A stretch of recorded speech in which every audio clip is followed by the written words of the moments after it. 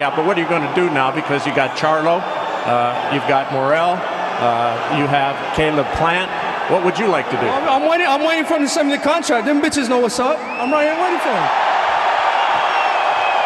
David Benavidez is here tonight. You just watched him fight. He's next. Benavidez. That is next? Hey, baby, get it next. David Benavidez and David Morrell are set to clash sometime in presumably January or early 2025. Let's talk about it.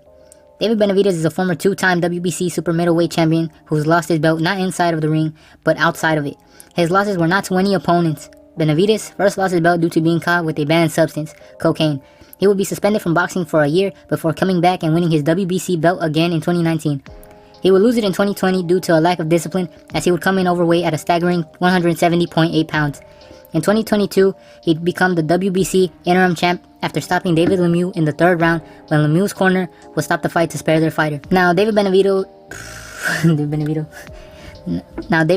was Canelo's mandatory for the WBC, and people were asking the Mexican superstar to fight Benavidez and give the fans a Mexican versus Mexican clash. It had all the tools necessary to be a huge fight. Unfortunately, as we know, Canelo didn't, and to this day doesn't seem interested in the fight. However, there was also another mandatory for Canelo, the WBA regular champion, David Morrell Jr. Morrell's climb to the WBA belt was very odd, seeing as he was placed very high in the rankings and fought for the belt after 2 fights with journeyman. He would win the belt against Lennox Allen, who was at the time the #1 contender via unanimous decision. After a couple of defenses, we would see Morrell start asking to fight Canelo Alvarez. However, due to his lack of notoriety, there wasn't as high of a demand for that fight, or not nearly as much as there was for the Benavidez fight.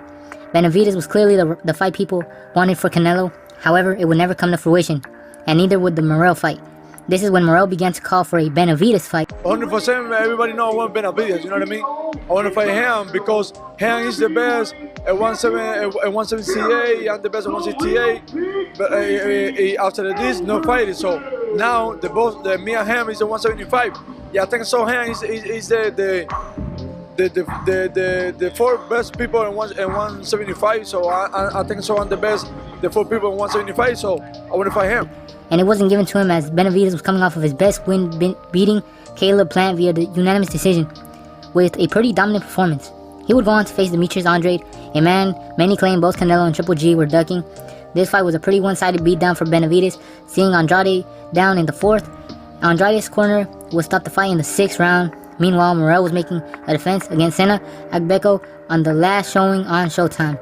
He would stop Agbeko in the 2nd round and retain his WBA regular belt. After both Benavidez and Morrell had given up on fighting Canelo in 168, they'd move up to 175 in order to challenge the winner of the undisputed bout between Artur Beterbiev and Dmitry Bivol. There is one problem though, and that was mainly with Morrell's performance. He seemed to have trouble cutting off the ring, and you could hear the frustration from his corner. He would still win, but it felt like a fight that should have been way more closer than it was on the scorecards, given to some controversy. Despite this, Morrell would win a pretty wide decision and gain the WBA regular title at light heavyweight. Now, his opponent is no walk in the park, but neither was Alexander Gvozdyk. In my opinion, out of the two, Benavidez had the more impressive win. He was dominating for the most part, and his only problem was his gas tank. Not to mention, Alexander was even winning the fight with Beterbiev prior to getting knocked out, something we'd only seen with Anthony Yarde and Bivol. Benavidez would win his fight with Gvozdyk with a pretty nice lead and gain the WBC interim belt at 175. Now, both Davids have agreed to fight, and while there's no specific date, this has the makings to be a great bout. I like the fact that Benavidez took this bout, as he didn't really have to. Turki had already said he'd be next in line to face the winner of Bivol versus Beterbiev. Him choosing to fight Morrell, who is a high risk and not as much of a high reward fight, is commendable. Not many people are as familiar with Morrell as they are with fighters like Bivol, Beterbiev, or Canelo, so to take this fight is a real good look. It's safe to say that the winner of this bout will more than likely take on the winner of the rematch between Artur Beterbiev and Dmitry Bivol. I don't really see their fight giving a major change to the landscape of the 175 division, as I believe that as long as either Beterbiev or Bivol are at the top of the 175-pound division, they'll be at the top as the best fighters there. Despite it, in my opinion, not giving a major change to the division, I do like the fact that these two are putting aside their differences and fighting to give us a bout we will most certainly appreciate between two up-and-coming, undefeated top contenders. But that's it from me.